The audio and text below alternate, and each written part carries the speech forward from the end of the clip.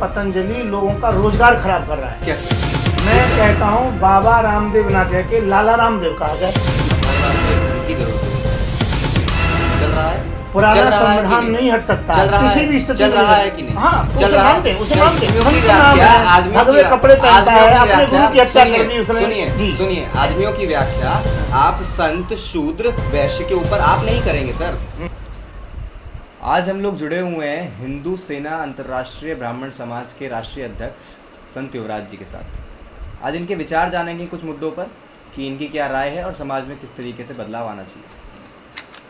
रामदेव जी पे क्या मानते हैं? वो भी एक बड़ा जाना माना चेहरा है एक हिंदू समाज के लिए। अगर आप हिंदू समाज की बात करें, मैं हिंदू सेना की बात नहीं कर रहा हूँ, हिंदू समाज के एक जाने माने एक बाबा रामदेव बड़े प्रचलित हैं, लेकिन उनके बारे में आपका अपना खुद का विचार क्या है? हिंदू सेना का विचार क्या है? देखो, मेरा नहीं, सभी का विचार है। आप हरिद्वार में चले जाइए, ठीक है, उनके गांव जो कि शहीदपुर है, कौन सा हरियाणा के अंदर, उसमें चले जाइए और रामदेव जी के विषय में पूछिए। यदि कोई व्यक्ति अपने गुरु की हत्या करके, अपने जिन लोगों ने शिक्षा दी है, मित्र हैं, उनकी हत्या करके, उनकी लाश पर चढ़ करके इतना ऊंचा पहुंचता है, इसका मतलब उनका पहुंचा नहीं है, वो बहुत घिनौनी हरकत है उनकी, अच्छी बात नहीं है। तो रामदेव के विषय में जो पूछना चाहोगे, मेरे पास सभी प्रमाण हैं। और रामदेव योग गुरु के योग्य नहीं है। रामदेव कोई बहुत बड़ा जो कि संत महात्मा इस प्रकार का नहीं है, योग पढ़ा लिखा हो व्यक्ति हो कुछ। रामदेव ने केवल तिकड़मबाजी से अपना व्यापार खड़ा कर लिया है, और उसकी यूनिट में जैसे रामदेव हैं ऐसे ही और लोग हैं सब। इसी कारण से उनका व्यापार आगे बढ़ता चला जा रहा है।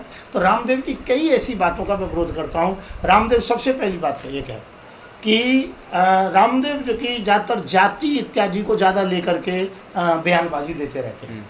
एक तो ब्राह्मणों के विषय में कहते हैं और ब्राह्मणों को हीन दृष्टि से देखते हैं।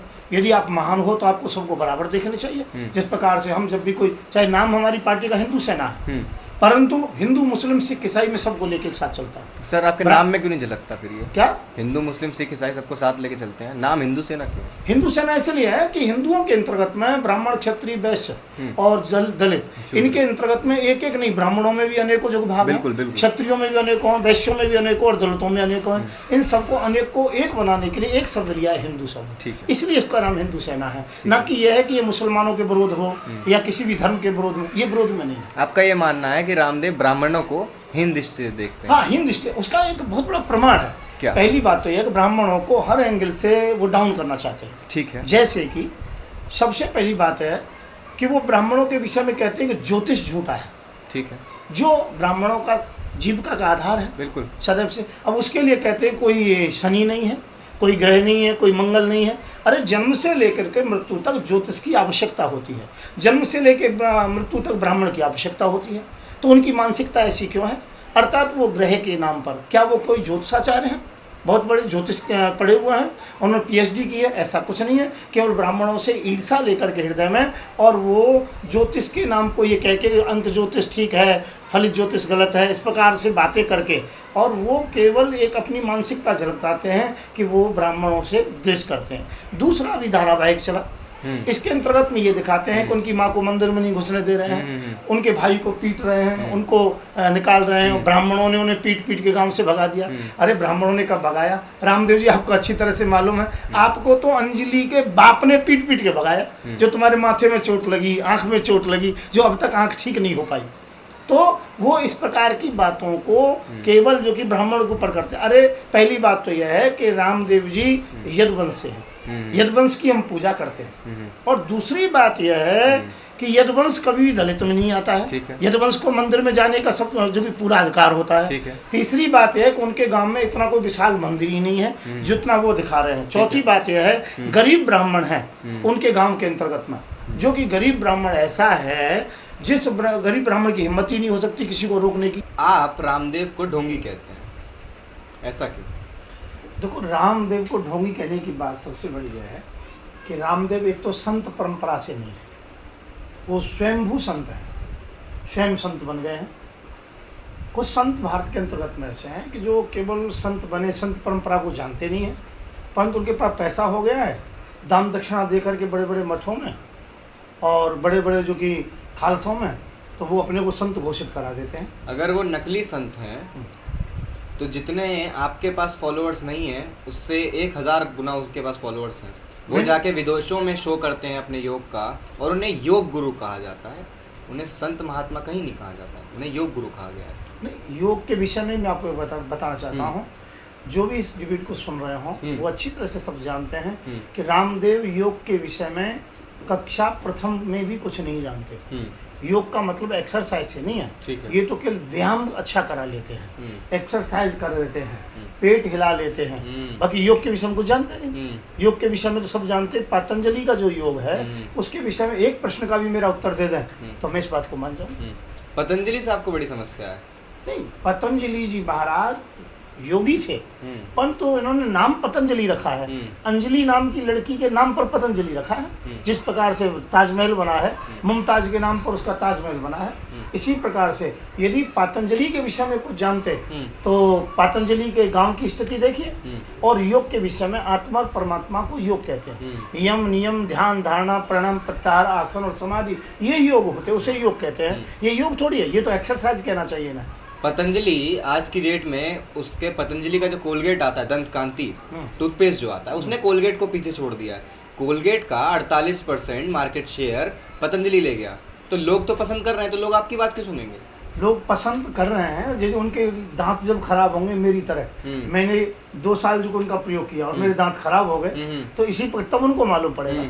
उनका जो सामान लोग अच्छा बताते, जब उनको कैंसर होगा, अल्सर होगा, तब उन्हें मालूम पड़ेगा कि उनका सामान कैसा है। सर, उनका जो सामान को आप अल्सर और कैंसर बता रहे हैं, ये आपकी पर्सनल थिंकिंग है? नहीं सर, सुन लीजिए। जी।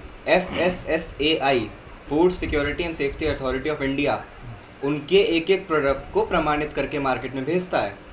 तो क्या आपके पास ऐसा कोई अलग तरीका है जिससे आप सैंपल भर लीजिए? आप कितने सैंपल उनके जो कि बेकार निकले, कई बार उनको जो कि जुर्माना देना पड़ा है, अखबारों में निकला है, कम से कम 10 बार देना पड़ा है, उसके प्रमाण मेरे पास में। सर, जुर्माना मैगी को भी देना पड़ा है। आपकी पर्सनल दिक्कत पतंजलि से इसलिए है क्योंकि आपको ये लगता है कि रामदेव जितने लोकप्रिय हैं उतने आप लोग नहीं हैं।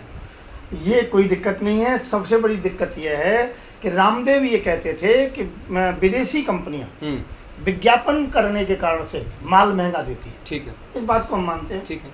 आज विज्ञापन में रामदेव उन विदेशी कंपनियों से आगे है। ठीक है। तीसरी बात यह है कि रामदेव ट्रस्ट के द्वारा बनाते हैं सामान, तो ट्रस्ट में जो कि कोई टैक्स नहीं होता है। इनका माल चाइना से भी सस्ता होना चाहिए, जो कि इनका माल जो विदेशी कंपनियां हैं उससे भी महंगा होता है। स्वदेशी जहां लग जाता है वो माल सस्ता होता है, परंतु इनका फिर भी महंगा है। आखिरकार किस लिए जो 25 रुपये का माल बनाते हैं उसे 150 रुपये का बेचते हैं और थर्ड क्लास बेचते हैं। मैं नोएडा के अंतर्गत में, राजस्थान के अंतर्गत में, हरियाणा के अंतर्गत में उन कंपनियों के नाम आपको बता सकता हूँ, उन पर लेकर के जा सकता हूँ जो कंपनियाँ फेल हो गई थी, यहाँ से थर्ड क्लास का माल और ये अपना पतंजलि के नाम से उसे बेचते हैं।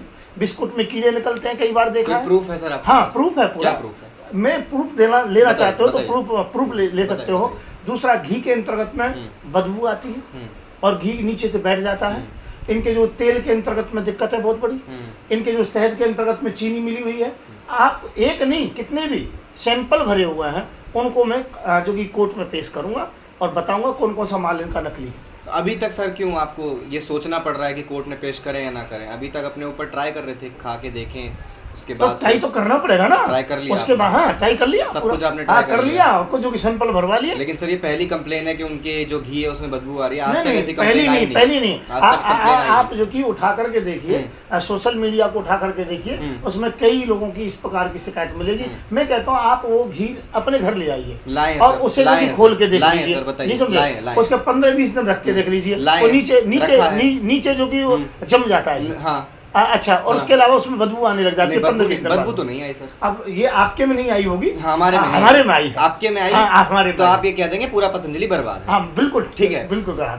तो जैसे आप उनको स्वयंभू कह रहे हैं, आप भी एक तरह से वही हुए। नहीं, ऐसा नहीं है। आप एक बात चाहिए, घी पतंजलि देता है, पतंजलि पर गाय कितनी है बताइए? आपने कभी पतंजलि गए हो तो उनके पास गाय कितनी है बताइए? सर मुझे गाय से मतलब नहीं है, मुझे देसी घी से मतलब। घी है, घी से मतलब है ना। वो घी यहाँ का है ही नहीं, वो नाइजेरिया से घी आता है। ठीक है, विदेश से घी आता है। अच्छा। जो स्वदेश की बात करते हैं, जो गाय देसी नहीं है, वो जो गाय केवल जो कि विदेश की है, और वो मिक्स गाय होती हैं, नहीं समझे, जर्सी गाय होती हैं, उनका होता है। भेड़ बकरियों का घी होता है।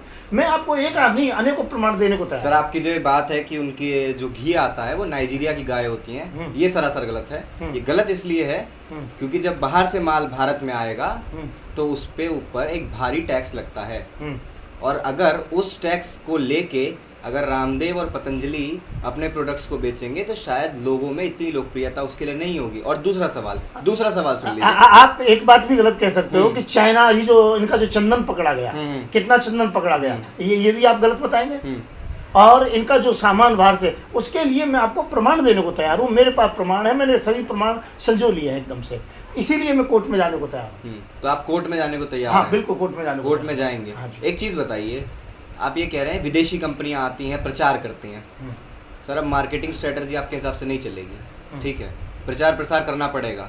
आप भी अपना प्रचार प्रसार करते हैं। सस्ता माल दीजिए, सुन लीजिए, सस्ता माल दीजिए अपने आप। जो कि प्रचार, चाइना का कौन सा प्रचार होता है? सर चाइना का सबसे ज्यादा माल बिकता है। चाइना और भारत दोनों के परिवेश अलग है, दोनों को मिलाइए नहीं। चाइना में साम्यवाद है, भारत में लोकतंत्र है, ठीक है। अब सुनिए, चाइना की आप बात कर रहे हैं, पतंजलि एक काम तो कर रहा है कि वो बाहर की कंपनियों को इतनी कड़ी टक्कर दे रहा है और अपने लोगों को यहाँ पर लगा रहा है, उन्हें रोजगार दे रहा है। आपको ये पता है कि पतंजलि में 90% से ज़्यादा हिंदू लोग काम करते हैं, किसी जाति भेद के आप इस बात को समझिए, पतंजलि लोगों का रोजगार खराब कर रहा है। कैसे? यह इस प्रकार से, जितने भी वैश्य समाज है, उन्हें बनिया कहते हैं, ठीक है, उनकी जितनी भी दुकानदारी है चौपट कर दी है पतंजलि। जो नमक मिर्च बेच करके, छोटा मोटा जो कि सामान बेच करके जो लोग गुजारा करते थे, आज उनकी दुकानें पतंजलि तोड़वा रहा है। जो कि मोदी से कह करके कि रोड चौड़ी की जाए, चौड़ी करने के बहाने से उन रोडों के कारण से जो कि दुकान तोड़ी जा रही हैं प्रगति के नाम पर, और उनको बर्बाद किया जा रहा है, उनकी कंपनियों को, कुटीर उद्योगों को बर्बाद किया जा रहा है। ये आखिरकार जो कि नमक मिर्च तक, मसाले तक बेचने लगे हैं, एक एक छोटी से छोटी प्रसाधन की चीज़ बेचने लगे हैं, जो केवल बनियों का काम था, इनका संतों का काम नहीं है। सर संत कहाँ है वो? उन्होंने कहाँ कह दिया मैं संत हूँ? योग गुरु हैं उन्होंने सुनिए, उन्होंने व्यायाम कराना शुरू कराया आपके अकॉर्डिंग, आपकी माने तो। हाँ जी, ठीक है, उन्होंने व्यायाम कराना शुरू कराया, उन्हें लगा कि देश को स्वदेशी चीज़ों की ज़रूरत है, वो लेके आए, ठीक है। देश में अभी तक पतंजलि का जितना बड़ा मार्केट है और जितना बड़ा उसका ब्रांड है, उतना कोलगेट का भी नहीं रह गया आज की डेट में। उसके मसाले से लेके और उसकी हर एक चीज़ मार्केट में अवेलेबल है और लोग उसे पसंद कर रहे हैं। मैं कहता हूँ बाबा रामदेव ना कह के लाला रामदेव कहा जाए। क्यों? और कपड़े भगवे उतार करके पैंट सूट पहना जाए, हमारा कोई झगड़ा नहीं है। उन्होंने अपने गुरु की हत्या की, उन्होंने जो कि राजीव दीक्षित की हत्या कराई, उन्होंने योगानंद की हत्या कराई, उन्होंने 5-7 हत्याएं कराई, उन्होंने अंजलि के जो कि पति की हत्या कराई, उसको गायब किया, हमारा कोई झगड़ा नहीं। यदि ये सूट पैंट पहन लें, भगवे कपड़ों को उतार दें, क्योंकि ये भगवे कपड़े के अंतर्गत में रह के व्यापार करना, ये हमारे धर्म का हानि है बहुत बड़ी। बहुत बड़ा आश्चर्य है, कितनी हत्याएं उन्होंने कर दी फिर भी आज फ्री घूम रहे हैं। बहुत बड़ी आश्चर्य की बात ये है। केवल सरकार की वजह से, क्योंकि आप बीजेपी सरकार की वजह से। सर बीजेपी सरकार कब तक? बीजेपी सरकार सेंट्रल में भाई है। हाँ, ठीक है, उससे पहले तो कांग्रेस थी। हाँ, तो इन्होंने सूट नहीं पहने, सूट पहन के रामलीला से नहीं भागे। हाँ बताइए, आप भागे, बिल्कुल भागे, मैं उस समय वही था, बिल्कुल भागे, बिल्कुल भागे। मुझे एक बात का जवाब दे दीजिए, इतनी हत्याएं करा दी तो कांग्रेस ने कार्रवाई क्यों नहीं कर दी? कांग्रेस कार्रवाई क्यों नहीं चलेगा? कार्रवाई कर रही थी कांग्रेस, अच्छा, पकड़ रही थी। उसी समय नारियों का सूट पहन करके और जो वहां से भाग दिया, ये पकड़ में नहीं आए। उसके बाद सरकार चेंज हो गई। अब यदि कभी मौका कभी मिला किसी सरकार को तो ऐसा होगा, जब तक बीजेपी सरकार चलेगी तब तक ये आराम से इसी प्रकार से घूमते रहेंगे, ये मुझे विश्वास है। परंतु मैं इस बात को कहता हूँ, चाहे सरकार कोई भी हो, पतंजलि का प्रोडक्ट बंद होगा जब तक ये ब्राह्मण और संतों से माफ़ी नहीं मांगे। संतों को ढोंगी कहते हैं, बनियों की दुकानदारी समाप्त करते हैं, ब्राह्मणों के प्रति ईर्षा रखते हैं, इन तीनों से इन्हें माफ़ी मांगनी ही पड़ेगी और ये धारावाहिक बंद करना पड़ेगा। यदि धारावाहिक बंद नहीं किया तो धारावाहिक को बंद करने के लिए हमें किसी भी हद तक जाना पड़े, हम जाएंगे। अब हर बात तो एक धमकी जरूर दे देते हैं। नहीं, धमकी नहीं है, ये सत्यता है। सुन ले सर, लोकतंत्र है, डिक्टेटरशिप नहीं है, फांसीवाद नहीं चलता जी, है ना जी। हाँ, मानता हूँ। लोग चुनते हैं, पुलिस होती है, हाँ, पुलिस को मानते हैं, हाँ, खूब संविधान को मानते हैं, मनुस्मृति को मानते हैं, बिल्कुल मानते हैं। संविधान को मानते हैं कि मनुस्मृति को मानते हैं? हम मनुस्मृति को भी मानते हैं, संविधान को मानते हैं, दोनों को मानते हैं, मिला जुला। मनुस्मृति को भी मानते हैं, वो भी संविधान है हमारा, वो पुराना संविधान था, वो हमारा पुराना संविधान था। सुन लीजिए, पुराना संविधान था, अभी क्या चल रहा है? अभी संविधान चल रहा है जो BR अम्बेडकर ने लिखा, चल रहा है। पुराना चल रहा है कि संविधान नहीं हट सकता चल रहा किसी है, भी स्थिति चल में रहा नहीं। है कि नहीं? हाँ, तो चल उसे रहा है? मानते हैं, उसे चल- मानते हैं, मानते हैं, मानते हैं, मानते हैं ना? मानते तो हैं। उसमें प्रावधान है कि क्या? जो आदमी जो करना चाहे, जैसा व्यापार करना चाहे करे, आपको क्या दिक्कत है? नहीं, आदमी करे ना, तो सर कोई आदमी संत तो करे है, ना, ना, आदमी ने ना, तो खोला है। वो संत है सर आदमियों की संत नाम व्याख्या, है, आदमियों भगवे की कपड़े पहनता आदमियों है, की अपने गुरु की हत्या कर दी उसने। सुनिए जी, सुनिए, आदमियों की व्याख्या आप संत शूद्र वैश्य के ऊपर आप नहीं करेंगे सर। संविधान ने संविधान कहीं करता है, भी जाति को नहीं प्रमाण लाया। पत्र माना जाता है, पहचान बिल्कुल। पत्र में। और है। जब जिस समय जाति के नाम, हम यही तो कह रहे हैं, जाति को समाप्त कीजिए। हम इसी के लिए धरने पर बैठेंगे। और जाति नहीं होनी चाहिए, जाति होगी तो आरक्षण है, और जाति यदि नहीं होती है, जब आरक्षण लेना होता है तो हम इस जाति के हैं। ठीक है, और जब आरक्षण समाप्त होने की बात होती है तो फिर वो जो कि तरह तरह से जो कि वो उल्टी सीधी बातें करते हैं। मैं कहता हूँ जाति नहीं होनी चाहिए, आरक्षण अपने आप समाप्त हो जाएगा। रामदेव से कोई बात हुई है? इतना आप जहर उगलते हैं उनके लिए। रामदेव से क्यों नहीं बात होती रहती है। क्या और बात बात क्या है, जो हम उनके साथ 2-2.5 साल रहे थे, उन्होंने जो इतनी जमीन ये दबाई है, लोगों का हनन करके दबाई। सर तो 2-2.5 साल क्या कर रहे थे? क्या 2-2.5 साल क्या कर रहे उनके साथ में थे? कर क्या रहे थे?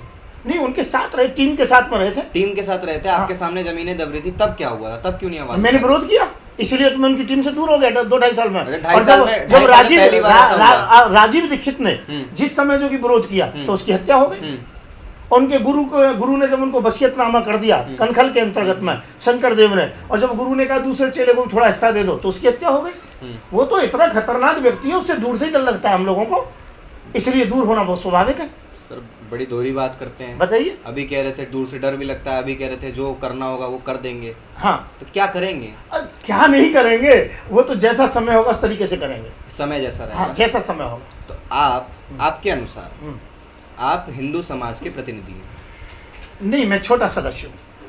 सदस्य हैं आप? हाँ, छोटा सदस्य हूँ, मैं यही कहूँगा। हिंदू ब्राह्मण समाज आपके साथ है? हाँ, हिंदू सेना मेरे साथ है, अंतर्राष्ट्रीय ब्राह्मण समाज मेरे साथ है, क्षत्रिय समाज, वैश्य समाज और ये ओबीसी, ये सभी हमारे साथ हैं। अभी हमने जो प्रदर्शन किया 10 जो कि अप्रैल को भारत बंद कराया, तो उसके अंतर्गत में सभी ने मिलजुल करके किया, सब हमारे साथ थे।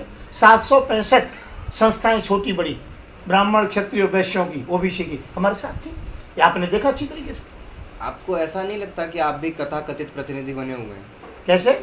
आपको ऐसा लगता है कहीं ना कहीं? कैसे बोलिए आप? क्या आपको ऐसा लगता है कि ब्राह्मण समाज, वैश्य समाज, शूद्र समाज, जितने भी समाज हैं उनमें 765 के अलावा और भी हजारों पूरे देश में हैं? हाँ, वो आएंगे, वो आएंगे, उनको निमंत्रण दिया। जब 765 आ गई और भी आ जाएंगी, लगभग 2200 के लगभग संस्था है। आरएसएस आपके साथ आ गई?